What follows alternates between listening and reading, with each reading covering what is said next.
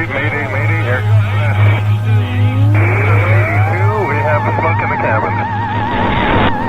Channel 782, contact, pilot maintain.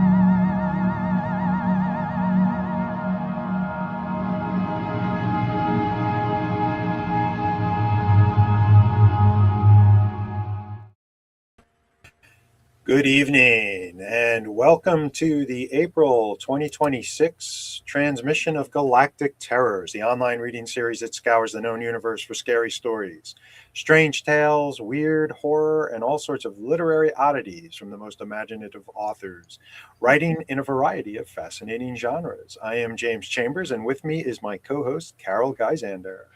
Hello, everybody. We're in very appropriate backgrounds. Jim's out in space, and I'm in the little place where they land after they bring you down from the space launch.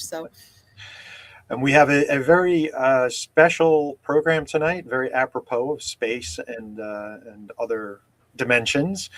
Tonight's guests are Angela Yuriko Smith, Gordon Linzner, and Hildy Silverman, all joining us to celebrate the 60th anniversary of Space and Time magazine. And we are also here to wish Gordon Linzner, founder of Space and Time magazine, a very happy birthday. And we have a little special treat coming up later in the broadcast from Linda Addison. So lots of cool stuff tonight. And that's one of the reasons I selected my current background.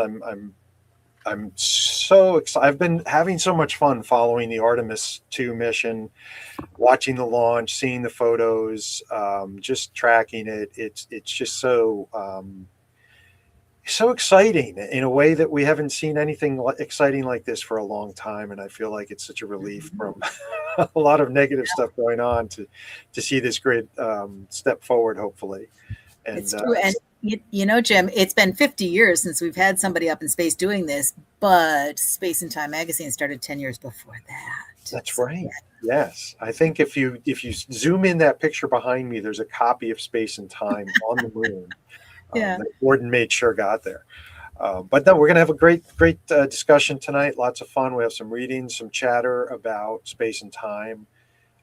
Which is, as Hildy was pointing out to me earlier, perhaps the oldest continuously published genre fiction magazine going, and just such an amazing accomplishment. So we're really excited to talk about it. But thank you for joining us for Galactic Terrors. We ask you, please click subscribe below to follow future Galactic Terrors transmissions. Like and subscribe. That's always the thing, or as our frequent visitor Nicholas Dyack likes to say, smash that like button. Yes. You can look for us on the second Thursday of the month, and you can sign up for our newsletter, which gives you all the information you need about upcoming broadcasts, especially those when we're not live streaming on the second Thursday of the month. And I hope you'll all stick around for the whole program. Carol and I do have a little bit of an announcement to make at the end, some updates about Galactic Terrors, and we hope you'll be here for it. Cool. So that's pretty exciting. Yeah. There's some other stuff going on in the world. We have some exciting news from HWA. They've announced the Lifetime Achievement Award winners for 2026, and it's a pair of wonderful people, Jonathan Mayberry and Lisa Morton. So that's pretty cool, right, Jim? Absolutely. Two very deserving writers, done so much for the horror genre, have done so much for other writers. Just supportive, creative, really amazing people who've, are a great example for what you can do in the horror genre. And I think it's going to be a lot of fun to have them at StokerCon this year for the recognition. And the award is presented periodically to an individual whose work has substantially influenced the horror genre. It's not given necessarily every year, so the fact that we've got 2 this year is amazing. While it's often given to a writer, it can also be given for influential accomplishments for other creative areas and fields in horror. And it's an acknowledgement of superior achievement in an entire career, not just one work or piece like many of the other Bram Stoker awards. So that's pretty significant. Indeed, yes, absolutely. And I think we'll have some other Lifetime Achievement Award recipients from past Stoker Cons there with us in Pittsburgh this year. So it'll be nice if you want to come out to Stoker Con and rub elbows with people who have had just amazing careers as writers, contributed so much to the genre. So, but we have some other news, Carol, and I'm very curious. I would like to hear more about this item that you have added to our list. Right. I wanted to talk just briefly about the Pixel Project, and they're doing a fundraiser. The Pixel Project helps. It's anti-violence against women. That's what their main purpose is. And I was involved with their big events that they did last year and did part of the reading. And every year they do something significant. So there's a fundraiser going on right now. There's 6 days left. I think it goes to like the 15th. And they've got a couple of treats available for donors who may be interested in being part of the books and stories of some really cool award-winning best-selling speculative fiction authors. And one of them is our Linda D. Addison, who's gearing up to write an acrostic poem based on the donor's name for the donor or a person of their choice. It's sort of like being brought into the story, but she'll use your name for the thing. So we have the link there in the chat, and you can go take a look at that. It's a fabulous cause, and I support it. I have a poem in one of the anthologies that they put out, Under Her Eye, which is really a cool thing. And I know a lot of other folks do as well. So I urge people to go take a look at that and support an excellent cause. So. Yes, very good. Thank you for sharing that, Carol. And it's how many days left? Just 6 days to go? Yeah. 6 days left. Dun, dun, dun, dun, dun, dun. Yeah. Wonderful. So, cool. But, you were mentioning Stoker coming up. Do you want to just say a few words about StokerCon, Jim? Yeah, it's going to be in Pittsburgh, Pennsylvania, June 4th to the 7th. And I'm going to put a link in the chat here for everyone. I'm sure most of our audience tonight is familiar with StokerCon, but this is the HWA's annual writing conference. And we have a tremendous programming schedule being put together. Our guests of honor include Billy Martin, John Shirley, Ann Vandermeer, Linda Addison, James Tinian, and I always come up one short. Yes. But at least it's not Linda this time. I used to do the same thing for my Girl Scout troop or my Cub Scout den because, I try to list them all. There's always one you leave out. So. But I'm going to look it up because I feel bad I can't do that off the cuff. Well, you've had a day already, haven't you? Yeah. It's been So Rachel Harrison, of course. Of course. Yes. One of our local gals. Wonderful. Yeah. And Lisa Morton and Jonathan Mayberry will be attending as Lifetime Achievement Award recipients. But awesome. If you're a horror writer or horror reader or just a horror fan and you want to come and hang out and learn more about the genre, spend time with horror writers, learn about writing, about publishing, all of that stuff, just dig in and spend a few days talking horror with people that enjoy it. StokerCon is a great place to do it. And I've been to the hotel where we're holding it this year. It's a fantastic space for StokerCon, and I'm really excited. And there's an absolutely awesome taco place right across the street. So if you like tacos, come. Well, you sold me now. Yeah. Come for the horror, stay for the tacos. Yeah. Last time we were in Pittsburgh, we had Taylor Swift in the same hotel with us with lots of glitter all over the floor. So we're going to have to bring extra glitter just to make up for that this time, I think. Yeah. Yes, I think so. And there's also a virtual component to StokerCon for those who aren't able to do the travel, right?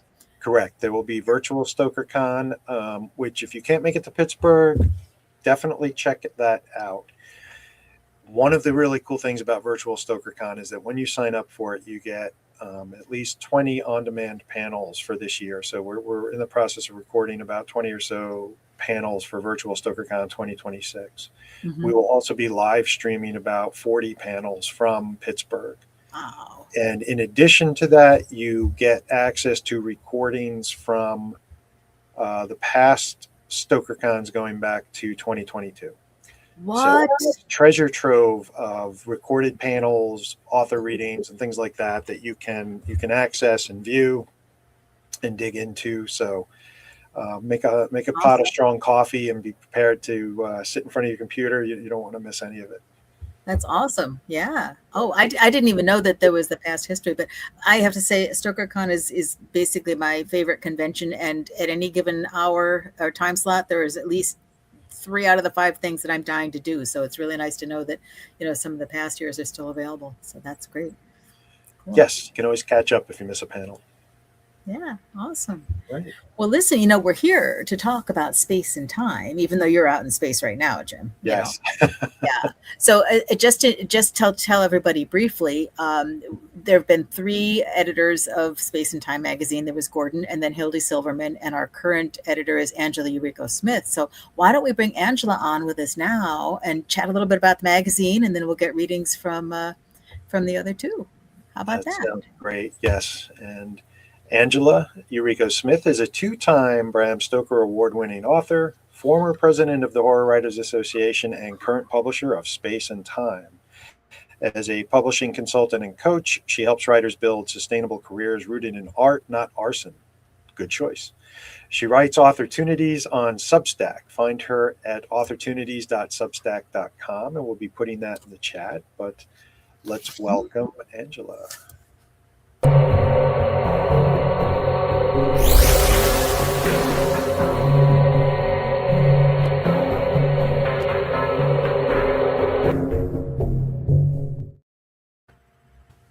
That Angela. is a great intro. Yeah, Hi. have fun. Welcome. Our buddy Lou Rera from our New York chapter does all those video intros for us, and they're so much fun, aren't they? Yeah. They are fabulous. Yeah. Well, thank you for having us here, being part of the birthday celebration for Space and Time. Mm-hmm. Yeah, we're so glad to participate and celebrate, and happy we could get you on here. Oh, Yeah. me too. So, yeah, when I saw that the dates aligned, it was like, oh, that is what is it? Kismet. It's like meant to be. It's fate. It has to happen. Well, if you guys say it can happen, of course. Well, thank you for coming up with a great idea for our show, because I know so many people who are aware of Space and Time magazine, and those who aren't should be. So I agree with that. I echo that. Yeah, that's very So, cool. Angela, give us. I'm sure most people in horror are familiar with Space and Time or have heard of it, but maybe not everybody knows what it's really about or what the scope of the magazine is. So, can you give us sort of a description? Absolutely. It's speculative, which of course means fantasy, science fiction, or horror. Because I tend to be a very horror positive person. We can say that, right? Horror positive. A lot of it has drifted towards horror, but it is science fiction and fantasy.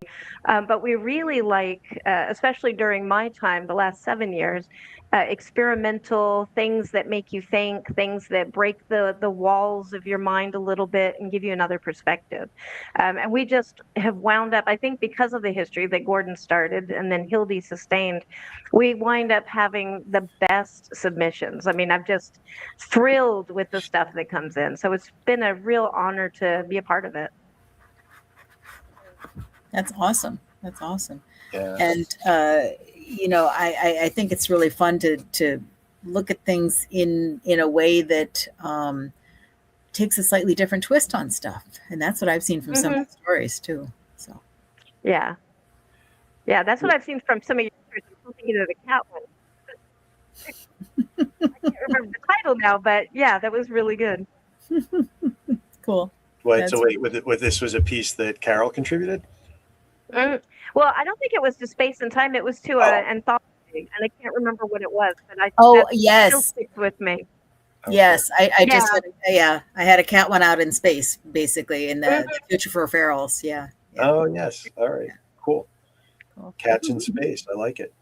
Yeah, you had me at cats and space. I mean, what's not to love there? Yeah. Yeah. So, Angela, how did you come to be the publisher of Space and Time? Uh, I actually was deciding that I needed to get my work out there and I wanted to submit somewhere. They have yet to publish any of my poetry or anything, Space and Time. They're such, anyways, we won't get into that. But I think it was, I was looking at what my friends were publishing in, and Christina Singh had just had a poem in it. I was like, oh, Space and Time. Yeah, I'm going to totally go over there and like try to submit. That would be a great magazine to be a part of. And I went over there and I had this message from Hildy that was posted that Space and Time was closing. And I was kind of like, shocked. And I think it had been over 50 years. So it's just, when you see something like that disappearing, it's pretty sad. And then at the bottom of it, she had a message that if anybody could take the magazine on and continue publishing it, please. And I had come from newspaper, so I learned all the layout and everything. And then for a year, I did my own newspaper.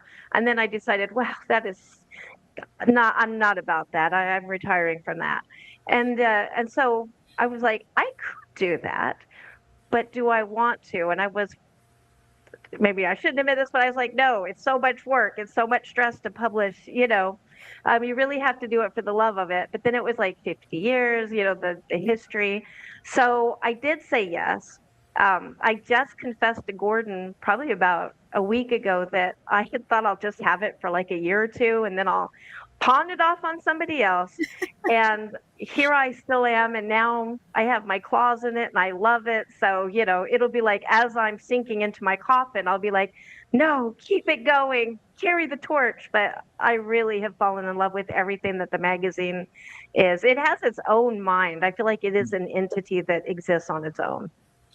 Well, publishing is its own form of creative art. It's, you're not writing, you're not doing the illustrations, but publishing of any kind, there's a certain type of creativity that is unique. Yeah, it's definitely like an orchestra. I always think, you have to have the right voices, the right instruments. Everybody's instrument has to be tuned. You have to have the right acoustics, the right platform, and all of it goes together. And there's going to be mess ups, but in the end, you wind up with this amazing, incredible thing that you get to share with everybody. So, And now you're still publishing in print? yes, we are in print. We're I don't know why I say e-print, ebook. And we are looking at doing audiobooks, but that's a whole nother. And we want to be very careful with some of the stuff that's going on. But this time, because we're on a new platform, we're actually available in libraries and bookstores, where before we were pretty much on Amazon. So during my time. So because we were in bookstores during Hildy's time. And Gordon's, I think. But yeah, so we're bringing it back to that. Cool. That's amazing. And just remind me, because I sort of, how many years have you been doing it now, Angela?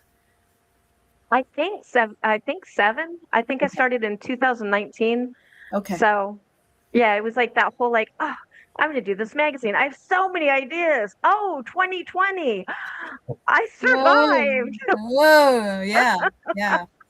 Oh, well. So, well, better than trying to perform it live, because that's how our show started. Was during the pandemic. We couldn't do live readings anymore, so we said, well, let's go online. Yeah. And so we've been having so much fun. We're still doing it. We're kind of like you, Angela. We thought we'd do it online just for a little while during lockdown. But here we are. 5 yeah. going, Well, 6 I'm glad years. you guys are continuing, because this is like a staple. Cool.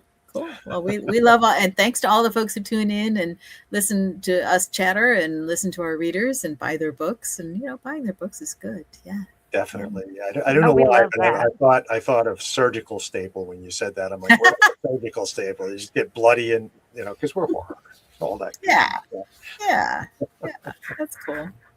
Well, listen, I think what would be really fun, let's bring Gordon on and have him read some of his stories from several different issues on there. Does that sound cool? Yeah. Absolutely. Yeah. Let me tell everybody a little bit about him. Gordon Linzner is the founder and former editor of Space and Time magazine and author of 5 published novels and scores of short stories in F&SF, Twilight Zone, Sherlock Holmes Mystery Magazine, and numerous other magazines and anthologies. He's a full member of the Horror Writers Association and a lifetime member of the Science Fiction and Fantasy Writers Association. And you can find more about Gordon on Facebook as Gordon Linzner. Gordon?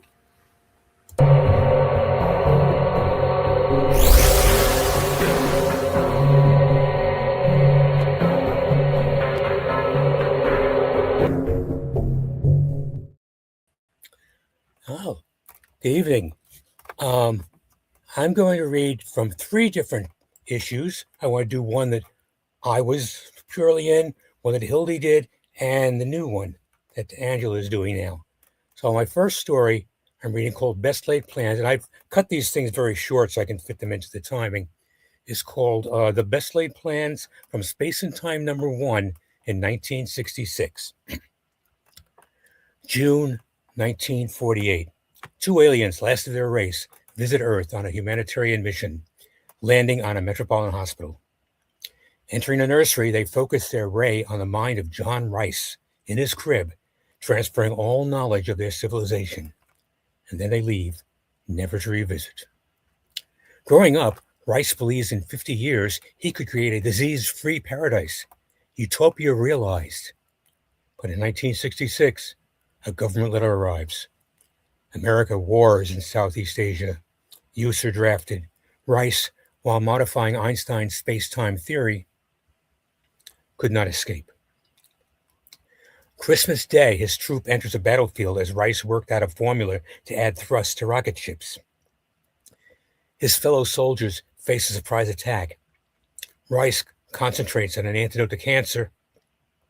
When a bullet strikes his brain, Rice becomes just another casualty in the muddy battlefield. On a net cheerful note, I want to move into the New York Professor's New York Adventure, which appeared in Space and Time #103. On March 25th, 1911, in New York City, Abraham Van Helsing found his quarry. New subway tunnels seemed the perfect hiding place, but the creature he tracked chose the 8th floor of the Triangle Shirtwaist Factory. It was one thing to stake a vampire in a desolate warehouse, another in a busy workplace. The predator found many veins to drain on overtime shifts, mostly improvised immigrants. Who'd noticed a few of them disappeared? Van Helsing paused on the stairs to catch his breath. He avoided elevators after some close brushes with police worldwide.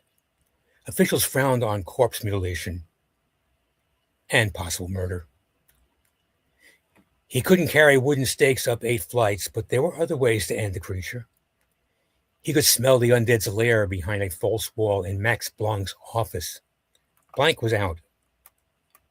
Nearby, sewing machines whirred.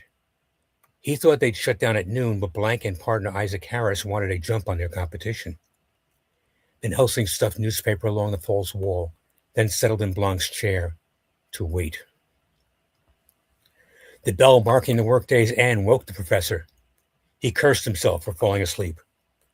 He struck a match, lit some newspaper near the false wall. It flared, then died.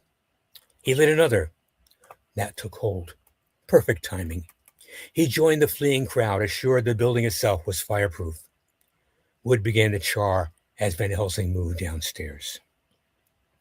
Smoke billowed from the 8th floor window as he stepped aside. Passersby stared. "Look," shouted one onlooker. "They're trying to save their fabrics. A bolt of cloth was tossed out." Van Helsing saw, not cloth falling, but the body of a young woman. More quickly followed. Firefighters used a life net to catch a worker.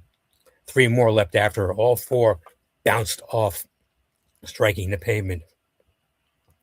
A horse blanket split under another hurtling body. 3 men formed a human chain near the upstairs windows to help the girls reach safety. All lost their balance, joining the dead on the sidewalk. Fire hoses only reached the 7th floor. Rescue ladders barely cleared the 6th. Policemen pushed Van Helsing across Green Street. Many exits were locked, others blocked by panicky employees. Once the fire was out, the grisly task of moving bodies from the 8th, 9th, and 10th floors began. They lay in rows across the curb, horribly burnt. Cries of despair rose from relatives who had rushed to the scene. The death count seemed a high price for his plan, yet justified, Van Helsing believed. Bloodsuckers slayed many. Those they turned slew more. Van Helsing risked human lives, but ending a vampire could save millions. Next day's papers had lurid descriptions, eyewitness reports, survivors' harrowing tales. Van Helsing ignored them, wandering down Green Street. A burnt flesh smell hung in the air. "You're a fool, Van Helsing."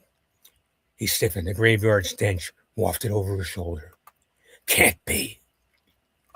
"Read the papers. A man in black helped those young ladies out that window. To plunge their deaths. More merciful than what the inside people suffered. The death you'd planned for me." Van Helsing whirled. "Monster," he hissed. The vampire shrugged. "That from a man responsible for the deaths of so many innocents." Van Helsing pulled out his crucifix. The figure slapped his hand. The cross went flying. Van Helsing shut his eyes. "I knew this day would come, yet my death will not go unavenged. Oh, you are done, Van Helsing. 146 humans died here. My kind kill only to survive. So you claim. We no longer fear you. The weight of those innocents will stop you from trying further.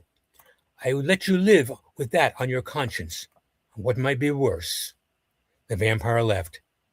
Van Helsing recovered his crucifix, then hurled it at the factory building. "You're right, monster," he whispered. "I am finished." He never left Europe again. And finally, a short story from the new Space and Time, number 149, called Out of the Bag. On a warm spring day in 1966, Professor Chittiby began, 2 CIA agents parked their van near the center of Washington, D.C. Her class leaned forward. Some had heard this tale from seniors. None could duplicate the mix of dread and hope with which the professor told it. In a Soviet compound nearby, she continued, 2 gentlemen conversed, pausing whenever strangers neared. This was the height of the Cold War. Relations between countries were strained. 2 students scratched their ears. The organization spent months, years, training their latest spy, a long-limbed striped feline named Acoustic Kitty. A student growled. "Oh, not respectful," Chittibird agreed, licking her lips. "A different time," the growler shrugged. One agent opened the box that held Acoustic Kitty. "You are set," he said. "The microphone in your ear will pick up their conversation. The transmitter on your back will pass it to us. A bag of treats awaits you. You're a good girl, right?" "Hey, Kitty," as we'll now call her, stared unblinking. "Looks good," the other agent confirmed. "Monsters," uttered a student. The professor ignored him. The van's door opened.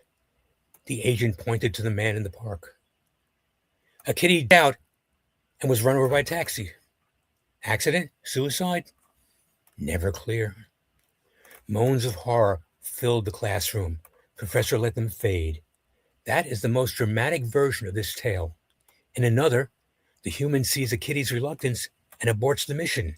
Microphone and transmitter removed. She lives a long, healthy, satisfying life. Sighs of relief filled the classroom. In yet another, the mission never began. A kitty had no interest in silly human games.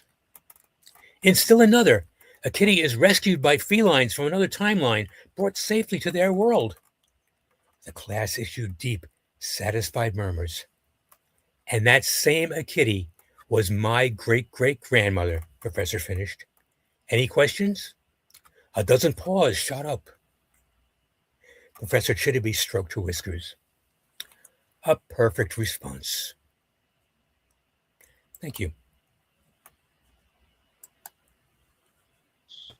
Gordon, thank you for the wonderful stories and wonderful reading. I'm always amazed at how much story you can pack into so few words. You always come up with these. Oh, this story is 1,000 words or 750 words, and I'm like, oh, okay, it'll be a vignette or an anecdote. And it's like, no, Gordon is getting a full story out of every word on the page. It's just marvelous to me. Yeah, and the range, very dark to very funny. Yes. Yeah, I wanted to have a nice mix there too. Yeah, but these stories are a little bit longer than what I've read because I had to squeeze them in. So if you want more details, especially on the one that's just coming out, check it out. Well, I think so. That is the new issue of Space and Time, and I think we have a cover to share. Is that issue 149? Yep. Mm-hmm. All right. Stick another 9 in there, and you'll have my birth year. Space and Time, a gateway to speculative fiction since 1966, publishing new voices worldwide, and such a cool cover. All right. Yeah, we had fun with that cover. We're doing a tarot series, but for writers. So that's The Magician. Oh, that's interesting. Okay, great. So look for Gordon's story in the new issue. What was the title of the story that's in issue 149, Gordon? The issue that's in 149 is called Out of the Bag. Excellent. All right. So, Gordon, I have to ask you a question that I think we're looking at 60 years of Space and Time. You started this, we were talking before the show began, when you were 17. You were still in high school. Did you think at that time that we'd be here in 2026 and it would still be in publication? I could not think that far ahead. Frankly, I wasn't even sure I was doing a Space and Time magazine. I was really going to do a comic book of my Edgar character, but what I had was a mimeograph. Anybody try drawing cartoons on a mimeograph sheet? I have not. But then I figured, I can type up the story on a mimeograph sheet, so I just switched to doing that. And by the third issue, I figured out, photo offset. Okay. So when you started it, what was your plan? Just to get a few issues out for fun, or did you envision it as something you would keep doing? Yeah, I wasn't thinking really far ahead, but I was doing it for fun. Okay. Yeah, exactly. So at what point did it shift from just something you're doing for fun to something obviously more serious that has lasted decades? I think sometime around issues 4 and 5, I started hearing from people all over the world. I was getting, letters from Daryl Schweitzer, people like that. I'm not even sure how they found out about me. Yeah. So, then knowing about all these other people in the genre that are interested in this, how could I stop? And it didn't. So you were the editor and publisher for how long? When was your when did you hand it off to Hildy? I made it up to issue number 100. Okay. Nice and even. And then Hildy took over and then did a nice job. Yeah. And then when she had to give it up, Angela here filled in the gap. So are you happy to see it still in publication? I'm very happy to have my background justified. Yeah. Okay. There's a reason I actually started this in high school. I wasn't just goofing around. Right. 60 years later, yeah, I'm justified. Awesome. Well, we have a good question here from Carol Gyzander. Gordon, do you remember the purple mimeograph aroma? I do not. Oh, okay. I had a black mimeograph. I don't remember publishing it purple. Okay. I never worked directly with a mimeograph. I assume it was something like a ditto machine. I just remember those from grade school. We would get, before photocopiers were commonplace, we would get dittos. I think I might not know what a mimeograph machine is because I think I've been thinking of a ditto machine. Yeah. They might be the same thing. I don't know. I'm not. They're not the I'm same Googling thing. this now. All right. Yes, Angela, find out. I never had to deal with ditto. Okay, great. So do you have a favorite issue or era of Space and Time? We're talking about just the 40 years I was doing. It's hard to narrow it down, let alone anything else. No, I'd have to look at everything over every time. I mean, just like working on it and learning from one time to another, adapting from the mimeograph thing to a photo offset, and then coming up with a nice folding it in half instead of stapling on the side, and then finding out that later on actually looking like a real magazine about 30 years later. It's all a great learning curve. Every time I learned something new, I met new people with the magazine. So it's hard to focus on just one or two things. If I went through everything, I could probably find oh yeah, I really liked when, Daryl sent me that, or when Scott Edelman sent me this thing, or so on. But specific things, that would take a while to flip through. Sure. I would just want to do everything. Publishing history. Yeah. How about any surprises? Did you ever get a submission from an author you couldn't believe they submitted to Space and Time? Like in a good way, I mean.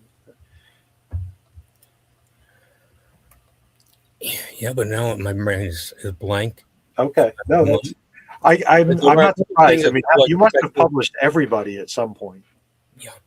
Right? Well, one or two professional authors that sent me short things, articles and stuff. That's great. I think Andrew Allfoot off the top of my head, but I'm not sure. Wow.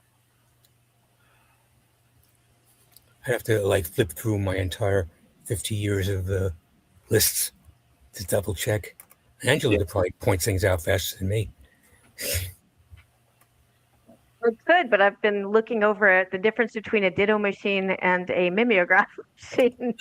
I'm going to share that on screen because this is super important. A ditto, in parentheses. Excuse me, I had to sneeze. It's all the mimeograph aroma, I think, is getting to me.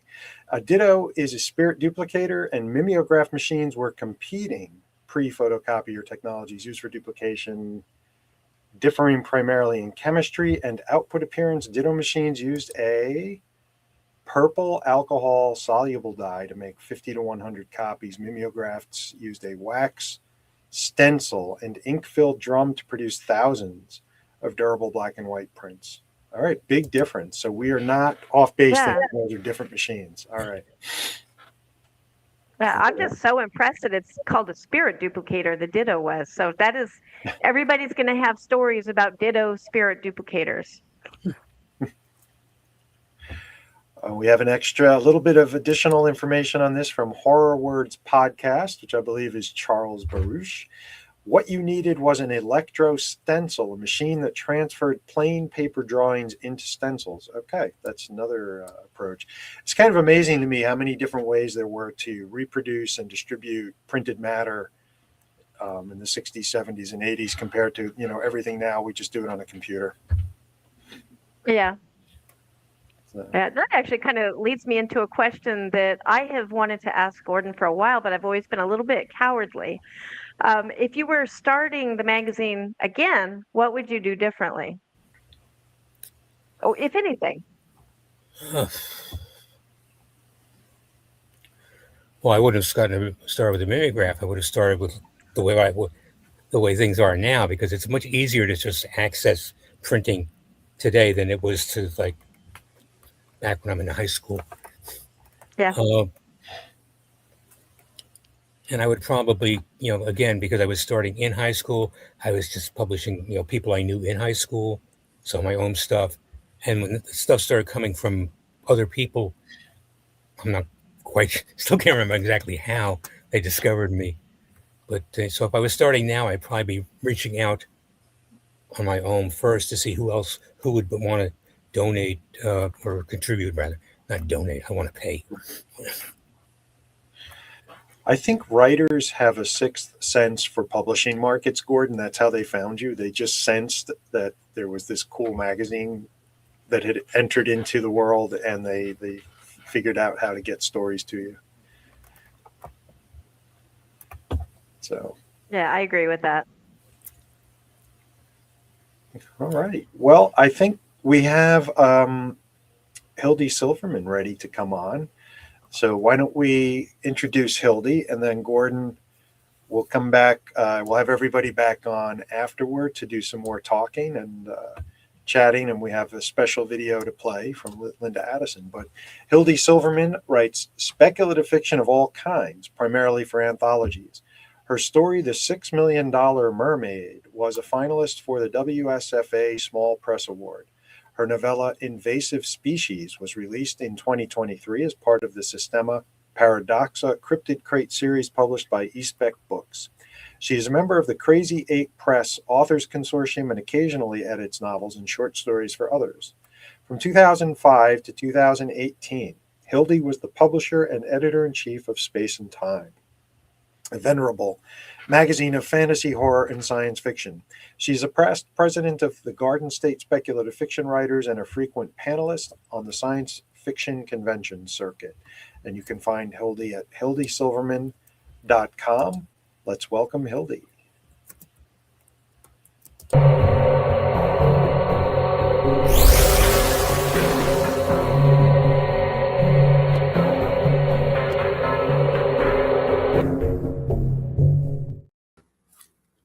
Hi, everyone. So I am going to read a story from my run of Space and Time. It was not written by me. It was written by an author named Lorena Warnock, and it's called Empty. And I chose this one not just because of the length, which is conveniently going to fit in quite well tonight, but because I thought it well represented the kind of stories I was publishing at the time, which were a little more difficult to classify, I would say, with a lot more horror. So here we go. The Shrink said the dissection was the manifest content of a dream. Billy knew it really happened. He couldn't tell them how or when, but he'd been sliced open. That he knew, and that he could tell them. First, he told his sister. She just blinked. That was it. Blink, blink. So he told his mom. She took a metal baseball bat, the one his dad hit her with the day he ran off, and smashed a television and ripped their video game system out of the wall and spent an hour jumping up and down on the games until every last one of them lay on the floor in pieces.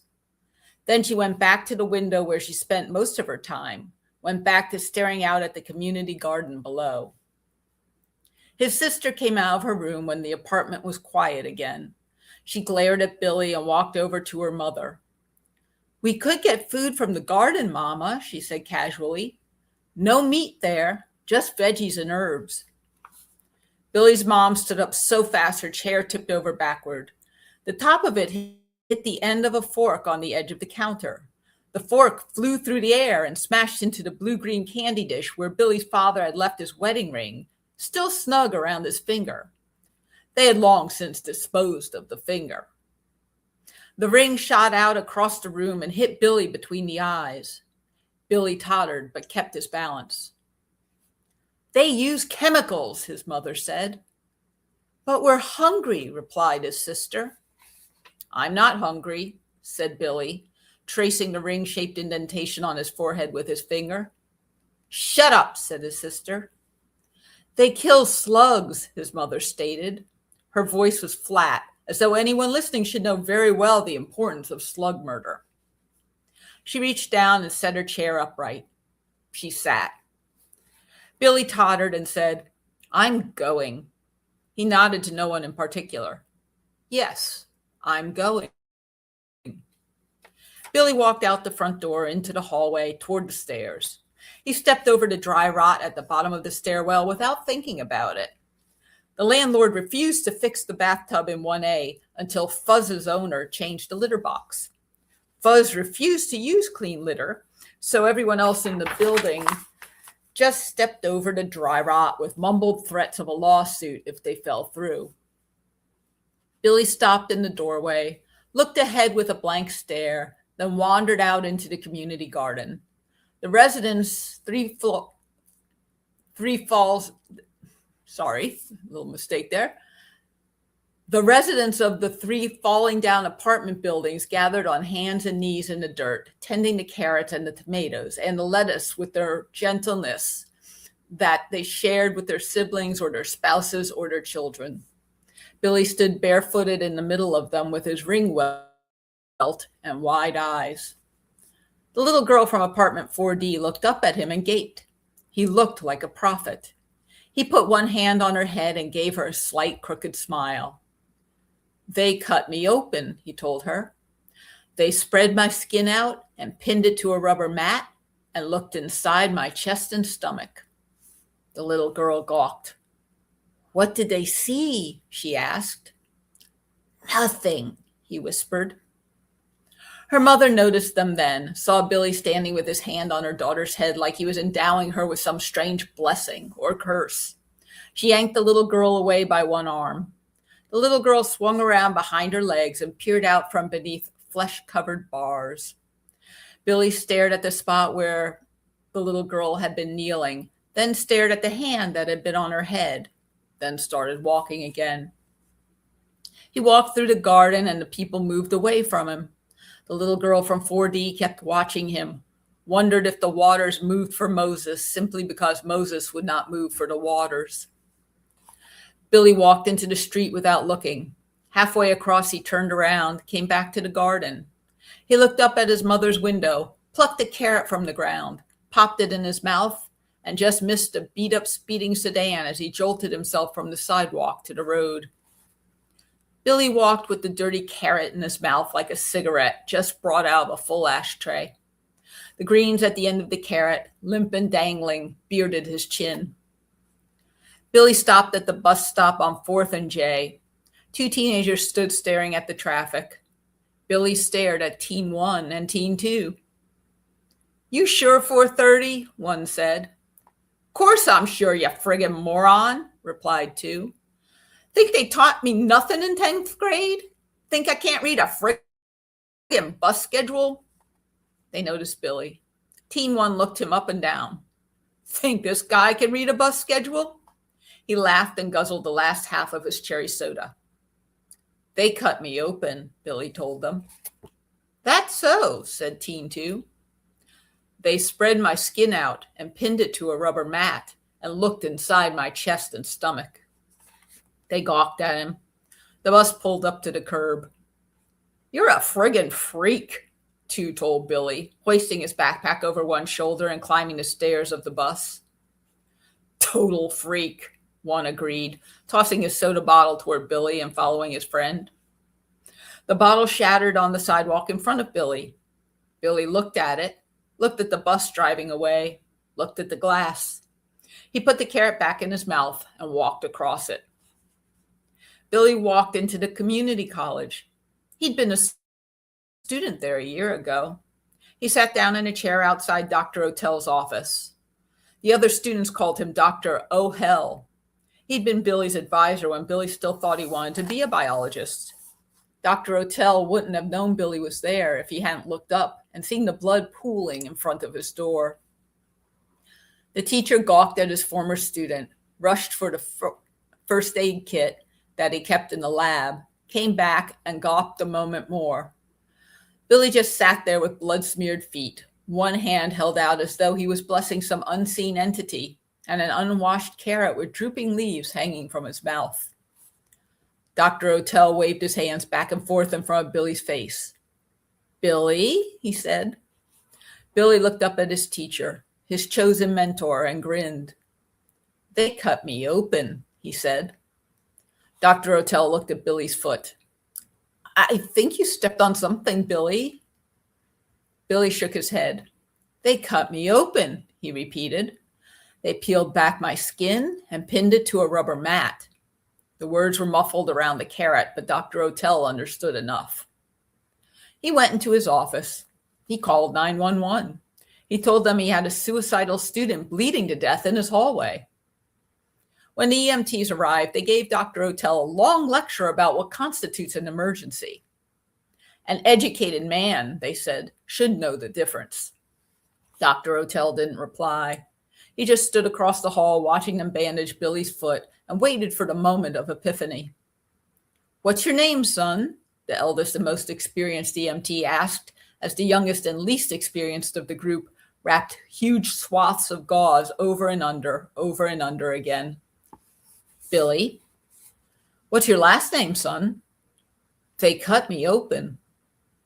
Mr. Experience started, looked at Billy, then looked at Dr. O'Tell, then back at Billy. Who cut you open? Billy grinned. But they didn't find what they were looking for. Mr. Inexperienced taped up the gauze and walked as fast as he could to the ambulance with a mumbled, crackhead. I'd like you to come with me, son, Experience explained as he reached for Billy's elbow, to see someone who can help.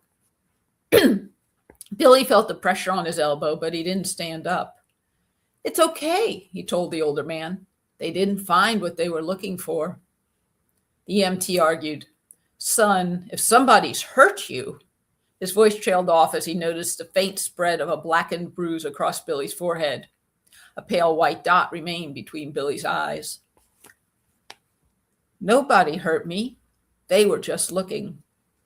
Mr. Experience motioned to the driver to call the other transporters, the ones with white coats and Thorazine. He asked Dr. O'Tell for some information, but all Dr. O'Tell could say was, he wanted to be a biologist. Billy met the other guys, the ones in white coats, at the sliding door of their white van. He knew who they were and where they would take him, and he knew that they'd listen to him even if they didn't believe him. Mr. Experience told the specialist what Billy had said and what Dr. O'Tell had said, and they just nodded and told him that they weren't shrinks. They were just the transport.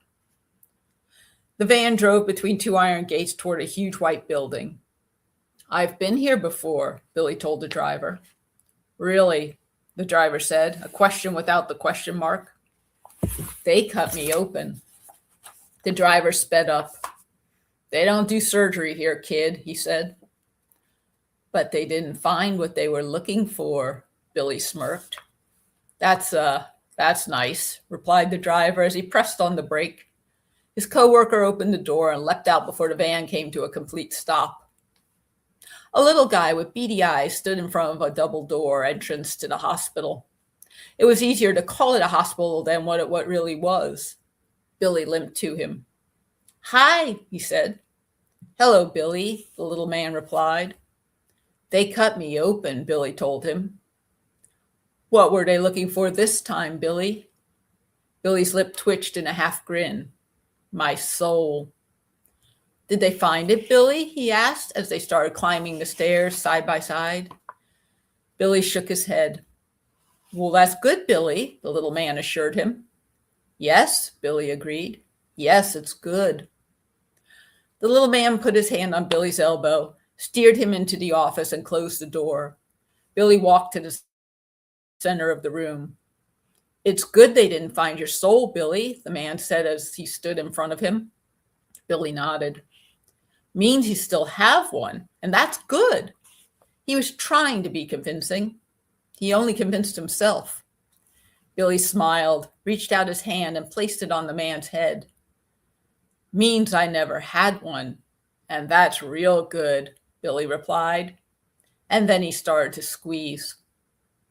When the orderlies heard the scream, they burst through the door. They rushed Billy, tumbled over with him, tried to restrain him. The little man tumbled over with them. A snap echoed through the white room as his neck twisted against the tile. Billy lay on the floor staring at the ceiling, his arms flung out beside him, one hand across the doctor's hand. He lifted one finger at a time, counting their similarities. 1, 2, 3, he whispered. 3 fingers and a thumb. Billy closed his eyes, let the black of his eyelids overwhelm him. He envisioned the little girl from 4D, wide-eyed in curiosity, an innocence he might have known if they hadn't cut him open. And that was from issue 104, published in 2008. Wow. I like the dark stuff. Yeah. I feel like a monster because I was cackling so much behind the scenes. And then at the end, it's like, oh, I'm awful. Aren't those the best stories? You know, oh, wait. I got the wrong one. Here's what she said. This is funny, creepy. It makes me feel guilty for chuckling so much. Yeah. It's true. Yeah, I was waiting for that other shoe to drop, and oh, cool. So I can see why you like this. That was very cool. Yeah. So, Hildy, I know you do a lot of short stories. That's what your main jam is, right? So I can picture how this which came first, though. You doing short stories in the magazine, or did the magazine influence your love of short stories? Well, no, I've always been very much a short story fan. I was a big reader as a kid, like most of us are who are here. I was a huge fan of Richard Matheson. I read all his short story collection. I devoured them. And that's what really got me into short fiction. So I've always, when I wrote just for fun, just as a kid and everything, it was always short stories. Novels just don't seem to come to me. Doesn't seem to be my thing. But shorter form, that's my jam. Cool. And I know a lot of folks say that spooky and horror and things like that do much better in a short format than a longer one, because it's hard to draw out that suspense. But that story, I can see why I grabbed it, because we're all sitting here like, wait, what were they looking for? Yeah, that's exactly what I find, is that, I don't know, it just keeps the tension high. It's very hard to keep the tension ratcheted that high through novels. Not that people don't, very successful. Some people do it really well. Of course, tons of people do. But something about the punch at the end of a short story, I feel like they land a little harder. And of course, and plus they're not as exhausting. You don't want that tension through a novel sometimes. Yeah, and a novel needs to have a little bit more, pacing, ebb and flow. It can't always be at 11, or else it starts to cross into humor. Like, it gets a little funny after a while. If you're at peak tension the whole time, it goes what they call pathos to bathos. It's just a little much. Yeah, it's cool. There's all sorts of things out there, which is really fun. Yeah. So what drew you into taking on Space and Time, Hildy, as Gordon was wrapping up? Yeah. So I had seen Gordon at a convention. I want to say it might have been a Lunacon a million years ago. And he had introduced me to Space and Time, like other people in the audience, and I started to become a fan of it. I was reading it. I liked it. And many years later, long story short, I was talking to Gordon, and he had reached a point where he wanted to focus more on his own short fiction and books and everything that he does. And he had tried to find someone to take over the magazine. Unfortunately, wasn't successful. So he was telling me how he was very sad because he was going to have to shut it down. And in a moment of either clarity or insanity, or maybe a little of both, I looked at him and I said, well, what if I want it? And he looked at me and said, well, what if you do? Yeah. And such, so it was. And we've talked about it and figured it out and made the transition with issue 100, which Gordon had already acquired. It was a special double issue, had a fabulous lead story from Jack Ketchum, may rest in peace, our great friend Dallas Mayer. And so I took over with that one. So he had it pretty much all set up, and that was the first one I published. And then I took it from there. Well, if I could, let me just show. This is the cover from issue 99. So that was Gordon's last one, and it's got all sorts of really cool, creepy things on the cover there, and such. And then and a story from Daryl Schweitzer. I recognize the name. And then issue 100. When you came on, P.D. Kasich, Jeffrey Ford, A.R. Moreland, Lee Thomas, Mary San Giovanni. I mean, great names on there too. So this was a double issue that you both sort of worked on then, right? Yeah, it was that was a goodie. That was a real goodie. I actually still have a few copies of it here. I bet. But yeah, it was very exciting. And that was the one I had to kind of, learn by going. Was on that issue. Yep. Now I had a little experience with magazines, but as a contributing editor at that point. Well, I was going to ask. Yeah. Yeah. I had worked with the magazine on infertility issues. I was one of the contributing editors to that. So I had a little something, and I had contributed to a few other nonfiction things. I at one time worked for a publishing company. So I wasn't completely a complete novice, but still this was very, very different. Yeah. Well, I think it's fabulous that you both had experience in the field, when you came in and took things, so that rather than just completely diving off the deep end and not knowing where you're going, because that would have been terrible. I think I can speak for both of us, though, that it felt like that. It felt like that for me. Like, I know what I'm doing. I do not know what I'm doing. There were a lot of moving parts, and I give full thanks. I always will thank them and appreciate them, is that so many people from Gordon's era stayed on and helped, because God knows if it had just been me taking it, this would be a whole different conversation. This magazine would not still exist. Linda stayed with it. Gerard Horner stayed on as the fiction editor. A lot of the associate editors came over. So that was invaluable. They knew what was going on. They helped me. They could answer questions.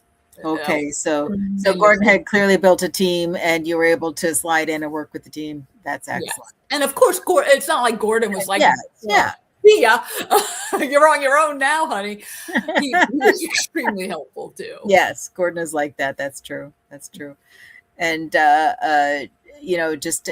he's still being helpful to folks. I'm just scrolling back up here. Marianne had showed a comment earlier saying the story I wrote in your session just got accepted into an anthology. Then she corrected herself. It was a PhilCon, not a StokerCon. So Gordon is still helping people, with writing and such like that, which is really cool. When you have the voice of experience, it's really awesome to be able to share it and reach out and link people together and such like that. Yeah. Among Gordon's many fine qualities is the fact that he just is a really nice guy. I'm sure you can tell. Yeah, that's true. Yeah, he's one of our New York chapter members, and so we all get to hang a good bit. So, and actually, I just want to show this one too, because we have issue 133 here. This is the first one when you took over, right? Yeah. And that one is like Hildy and I bridged with that one. She had already selected the stories and the poetry. I think I selected another couple, but so another kind of a joint publication. Yes.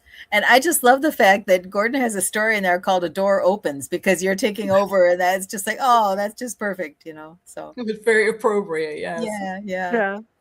Yeah, that's very cool. That's really neat. So Hildy, do you feel that working on the magazine has helped or changed your writing? Oh, for sure. Absolutely. There's no way you can edit other people's work and not learn from it.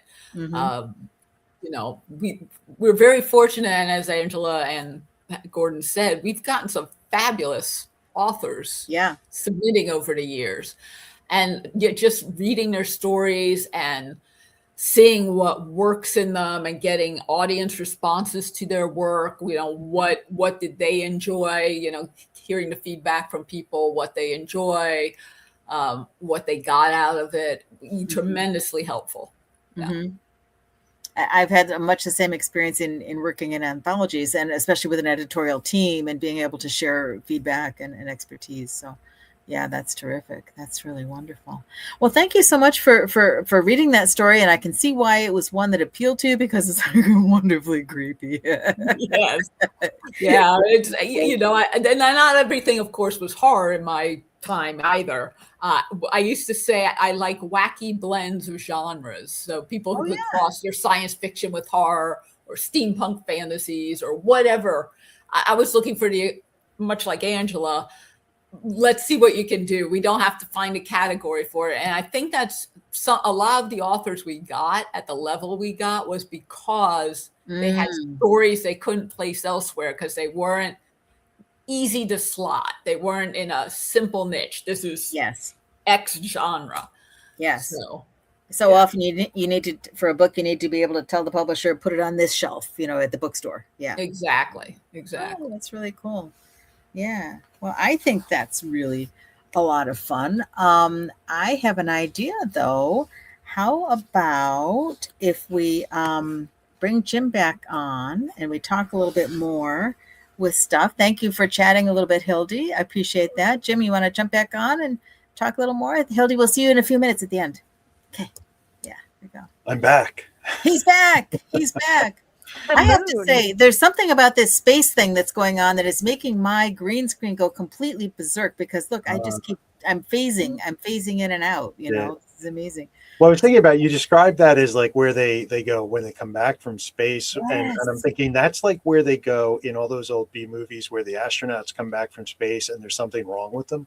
Oh, no. Being taken over by some kind of alien Yeah. form or Yeah. radiation or something. I was just, and they're locked in this hangar barracks kind of thing. And then they escape and it's a chase as they turn into a monster. I did it to myself by saying that, didn't I?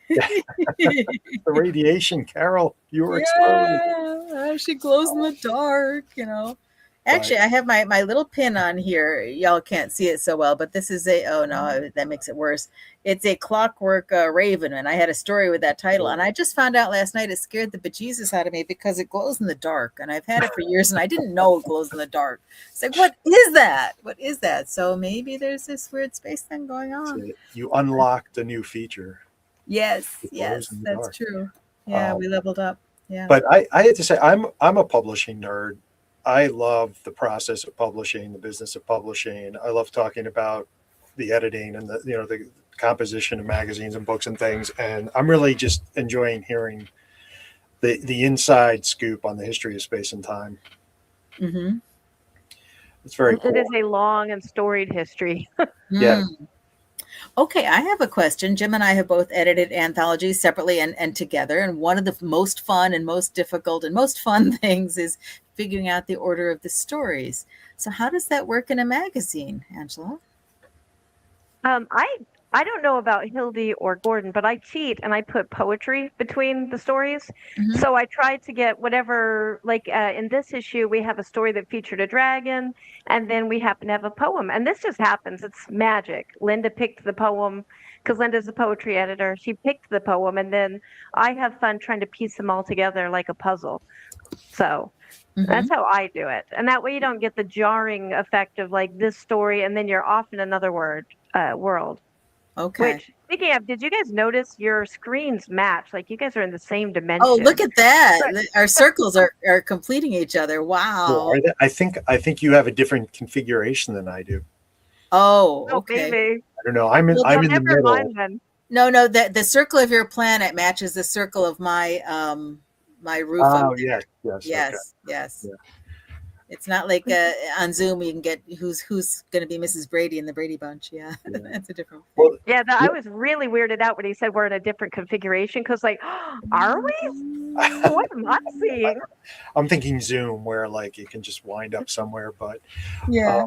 So one of the things that I recall from working in magazine publishing way back in the not quite, but almost pre-desktop publishing days, not quite though, was that advertisements were a big part of putting the magazine together. And I don't know if that was ever a factor for Space and Time, where you had to fit in advertisements and make sure they were in the right place that someone had paid for or something like that. Oh, right. Because you pay a different amount for different things sometimes, different placement. Yeah, Yeah. I've actually been really terrible with that, as in I don't like ads. I think it's because I came from newspapers, and I've seen so much of my work get just destroyed for a late tire ad. And I am thinking of a specific story that I worked very hard on, and it was a miracle that I got that interview. But a tire ad, and then it was done, never ran. And so I have given away a lot of ads, so then I can kind of choose where they're going to go. And with the new format that we're doing, I'm just doing sponsors, but I'm only doing a very limited number. So like 4 weeks, 4 sponsors for this month, so that we can focus on each one. And I'm writing the write-up on them, and just trying to keep it not salesy. And mostly because I just don't do salesy very well. I just know I'm going to give it away. So at least this can kind of keep the integrity of me not having to feel like Though there's nothing wrong with selling. I mean, that's what pays for everything. And it's actually because of a grant from Chill Subs and sponsors and an anonymous donor that we can move to monthly. So tell us a little bit about the new format and what's going on with all that, because that's what Jim and I wanted to ask you now. Yeah. Tell us your new format. Yeah, absolutely. We were biannual to quarterly, and it is really tough time. I don't feel like I have to elaborate on why it's a tough time, but it's been really difficult for our first readers and everything to get through, and we get a ton of submissions. So we wound up having overlapping submissions last year. We had January submissions that we're still working through, and then we had July submissions. And so it was kind of starting to turn into submission chaos. And then I canceled January submissions because we were still trying to work through them. And that's when I was like, well, right now we're almost not publishing, so I have to do something. So through a lot of thought and so much thought, it was, how could we publish more, but sustainably, with, sustainable amounts of work. So we moved to taking Flash only, because I can read a lot of Flash very quickly. Linda stayed on as the poetry editor, and I'm doing all the layout. So I had to find, I didn't want to do InDesign because it's very labor intensive. And so I learned Atticus. And the other reason was so that we could publish wider and have not a fixed format layout for EPUBs, but the flowable, which is what you kind of need. We had fixed format, and I feel like I'm probably speaking gibberish. No, it's good. It's good. Yeah. Not me. And so No, now I'm like, we can. go on. Yeah, we want to know. Fixed so format. now Yes, I'm with you.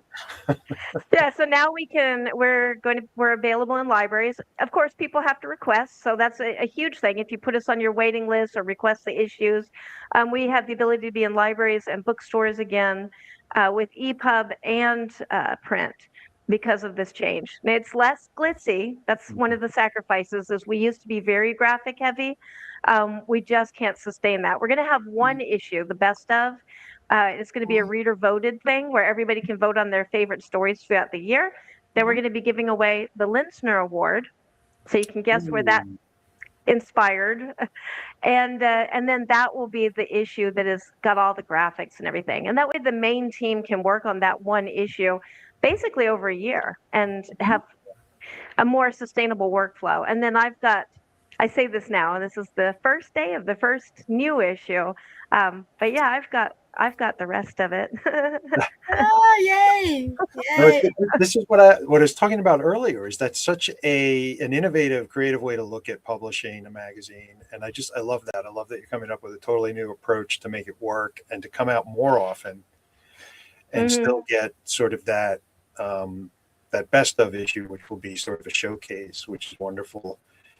Yeah. Does Gordon know that excited. the award is being named after him?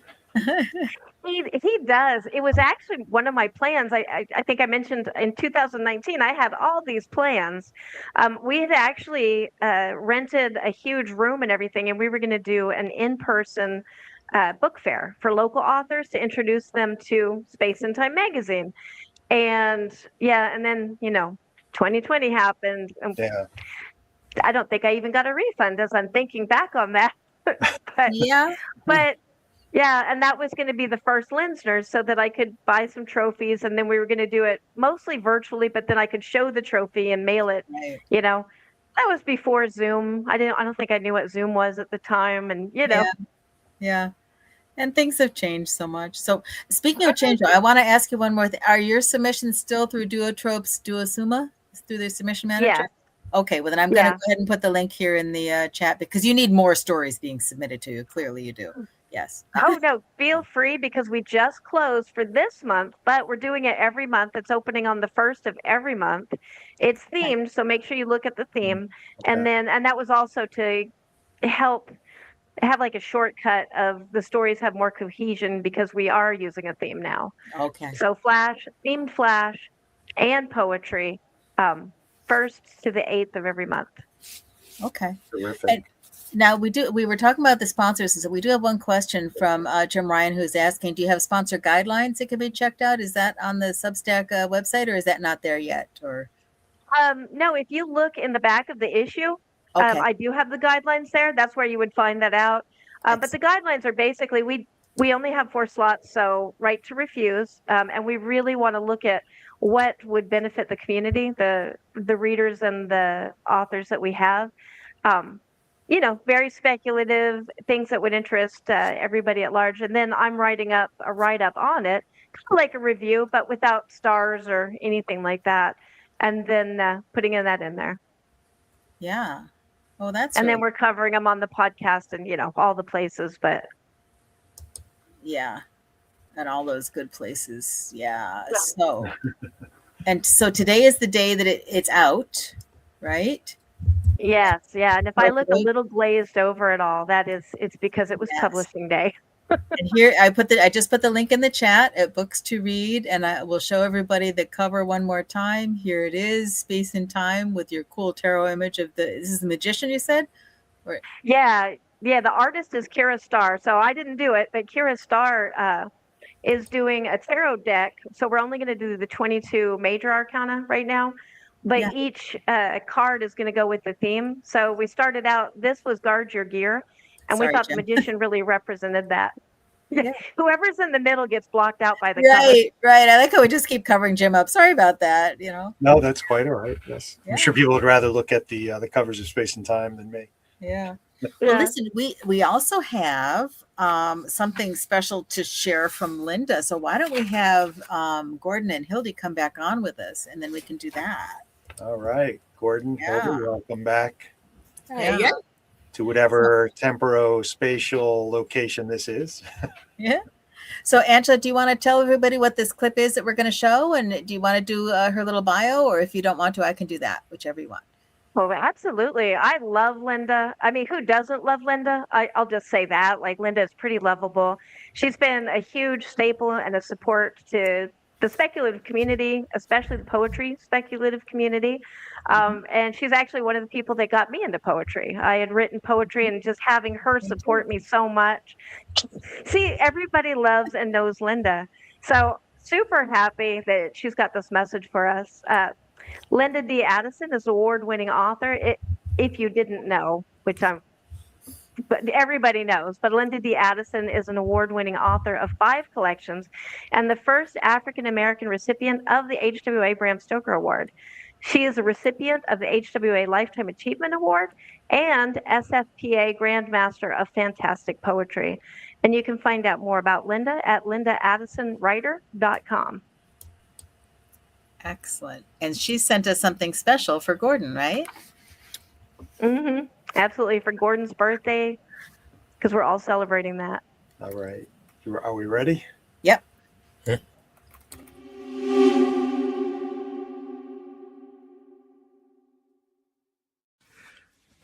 Hi, my name is Linda Addison, and I met Gordon in 1990 at a writer's workshop in New York City.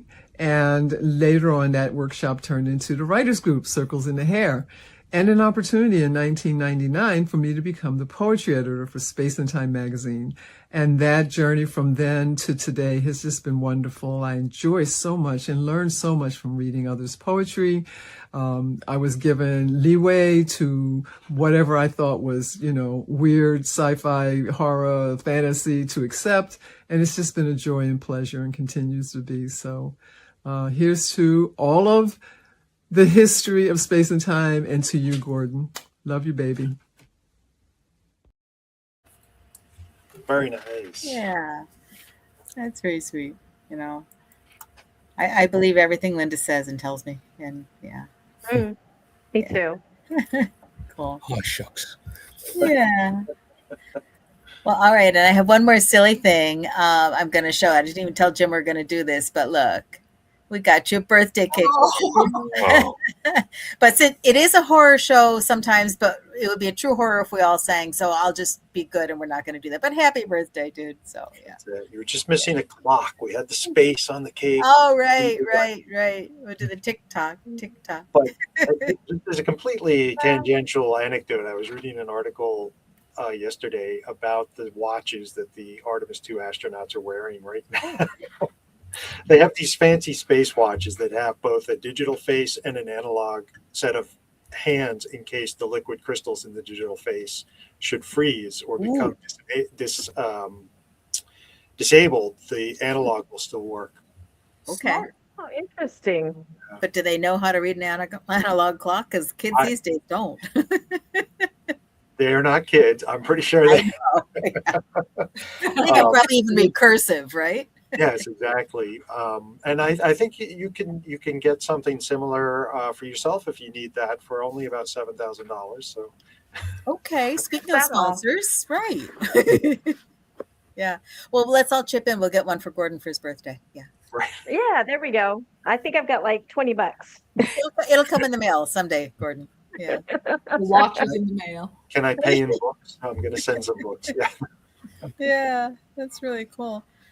Oh man, this has been so much fun having all of you on and talking about the magazine, and what a storied history. I mean, just amazing, and fun hearing you share bites and bits and things about it. But we do happen to know that this is not the only thing that you guys do, though. So can you tell us a little bit about what else you might have coming up next, or anything where you might be appearing, or anything you want to share about what's going on? Gordon, you got anything coming out in the next year or so, or what do you think?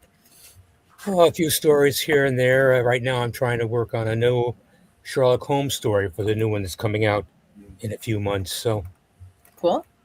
that's my concentration for the month. Yeah, I'm surprised that, just a few years ago, I started writing a Sherlock Holmes story, and now I've written like a dozen. Oh, it grabbed your brain, right? I'll have to put out my own Holmes story sometime, my Holmes collection. Yeah. But yeah, I'm doing a lot of mixing, and of course, also with other people mingling and so on. So there's a lot going on. Mhm. I'm happy.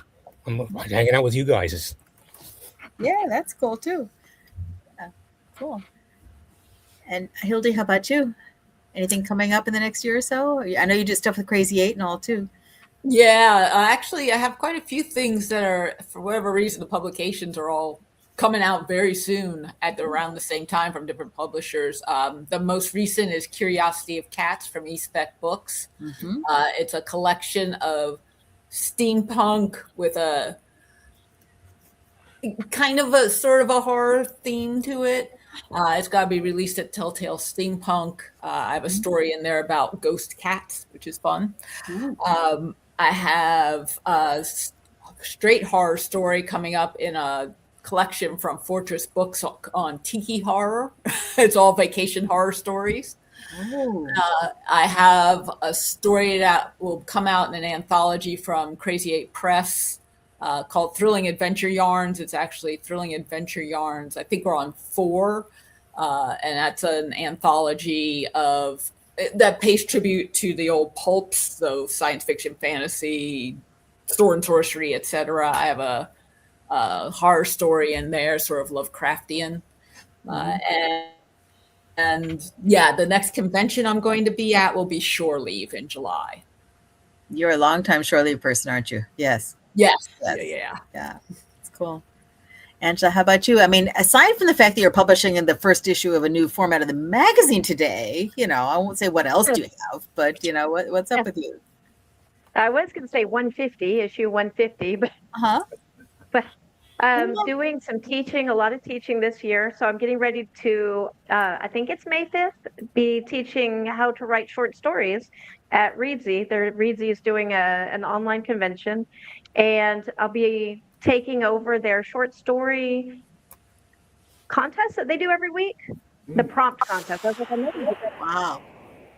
pretty soon. And then I'm working on a lot of nonfiction. So Art Not Arson, that is in my bio conveniently, is the title of that book that I should be releasing in August. And it is a nonfiction about how to be creative, especially in times like this, sustainably. How do we make this work? How do we protect our minds, which is what Guard Your Gear is about, protecting our gear, which our mind, our time, and our attention is the most important gear that we have as writers and creators. And then just working on the newsletter, Authortunities, and pretty much republishing my backlog, my back catalog in August as well. So yeah, it's A lot of pokey stuff. Nothing exciting, just pokey stuff. Yeah, that's exciting. Well, Jim, we have a little bit of announcement about what we're doing for the next little bit of Galactic Terrors. Can you fill everybody in? Sure. Yeah. So for our Galactic Terrors audience and guests and everyone who's interested in what we're doing, we're going to be taking a short hiatus from Galactic Terrors in May and June while we get caught up. So Carol and I do a lot of stuff, and we try to squeeze some writing in here and there too. Try to keep some publishing projects going. Exactly. And we just need to sort of take a little Galactic Terrors pause to catch our breath, get ahead on scheduling, and come back with a maybe a little bit of a tweaked iteration of Galactic Terrors. We've been talking about trying some different things, maybe shaking up the formula, adding a little mystery magic or alchemical solution to it, and seeing what we can pull out of Galactic Terrors. So we want to make sure we'll be sending the newsletter out over the next 2 months to remind folks that we're here, we're not going away, and to also remind everyone that we have a fantastic archive of Galactic Terrors episodes going back to September of 2020. We're coming up on our 6th anniversary of doing Galactic Terrors, which is only 10% I know. what Space and Time has accomplished. You overachievers. What's up with that? I mean, look at my gray hair. This is just 6 years. Come on, guys. Gordon, you're right. Yeah. So keep an eye out for announcements and announcements about future episodes, future guests, and what you can expect from Galactic Terrors. We're hoping that we can really just kind of, like I said, catch our breath, get back on track, and get a little bit ahead of the get ahead of the fire. Yeah, So, yeah. And we anticipate our next live show will be the usual date in July. So that's what we're expecting. And like we said, we'll do the newsletter. I think what I'll do maybe I'll pick 3 suggestions that people might want to watch that month and send out, in case you missed it, check this one out, because I think that'd be kind of cool. Yeah. I mean, at this point we've done about, we've usually had 3 or 4 people on per episode. We've been doing this. We probably have well over 100 authors. We've got way more than that. More than that, right? Yeah, I think I'm undercounting because it's the end of the episode and my brain is not. Yes. You traveled from Michigan, from the middle of the country this morning. Yeah. So what about you? Do you have anything coming up you're working on Stoker, so I'm sure that's keeping you a little bit busy, I have a story in Curiosity of Cats as well, right alongside Hildy, so I'm in excellent company. It's a cat theme tonight, isn't it? And, mine's called The Catenary Grin, and I got to write a little steampunk story about the rivalry between Bast, the Egyptian cat goddess, and the Cheshire Cat from Alice. Ooh, fun. So I had a lot of fun with that story. Yeah. Oh, that sounds really cool. Yeah. And I have a couple things. I have a story in Ellen Datlow's anthology coming out in July called Lovecraft's Brood, which is a reprint anthology of stories inspired by Lovecraftian tales and such, which is going to be very cool. And I have a couple live events coming up that I'm doing on Saturday. We've got a book fair at the Liberty State Fiction Writers in New Jersey. The following week, I'm going to be one of the speakers at the Pocono Liars Writers Conference out in Stroudsburg, Pennsylvania. So if y'all are in the area, that's cool. Stuff will be on my website about that. And then the first weekend of May, a day or two of wine, romance, and more. This is a book sale for 2 days held at a winery. I mean, how can you beat that, right? So, kind of cool. A lot of inspiration there. So lots of fun things going on. Carol, I think we have the cover. Oh, yeah. Oh, Isn't that a cool one that they beautiful. made? Yeah. Such a cool cover, yes. Yeah, it's wonderfully creepy, yeah. It's not like I put that on a tote bag or anything, but yeah, I did. Yeah. So we'll tell you more about that as we get closer. When our next show comes out, we'll be right just about on top of there. So that'll be cool. So listen, everybody, I'm so thrilled that y'all have joined us tonight. It was so much fun to do a deep dive into this and cover 60 years of history. Yeah. That's amazing. This was great. Yeah, Gordon, happy birthday. Gordon, Angela, and Hildy, congratulations on keeping this fabulous magazine going for so long and giving this troubled genre a little bit of stability. Yes, yes. We did our best and are doing our best, depending on who you're talking to. And we're all going to meet And back we- here and in how close they 2086, right? For the 120th anniversary. Oh, sure. Yeah, because with science, we're still going to be here. I'm not going anywhere. So Well, we're going to be out in space for the next 60 years, then we'll land again. Like, you know, we might be Yeah. heads in jars, but we'll be here. mine is going to be labeled AB normal, though. We know that. Yeah. Yeah. or there's always a backup plan: find a vampire, a willing vampire. Because Yes. consent matters. Oh, yes. That's Yeah, great. none of those unwilling vampires. They're innocents. Yeah. Yeah, no, don't do any of that stuff. Yeah. Yeah. Cool. Well, Awesome. listen, thanks so much, everybody. Oh, Thank it was you. great Thank spending you. time Happy with you all. birthday. Thank Happy you. birthday, Gordon. Birthday, Gordon. Yeah. And happy birthday, Space and Time. Uh, Space and Time says thank you. Thank you to our audience for tuning in tonight for this special episode, and we hope we'll see you back here when we resume live transmissions in just a couple of months. Yes, In the right after meantime- SuperCon. Yeah. Exactly. Yeah, check out our YouTube channel. We've got a ton of great recordings there. If you need your Galactic Terrors fixed before then. Yeah, true. All righty. You guys enjoy your vacation. Well, it's probably not No. vacation, but Yeah. Time away. It's a working break. Yes. Yeah. All right, everyone. Thank you so much, and have a great night. Thank you. Bye. Thank you.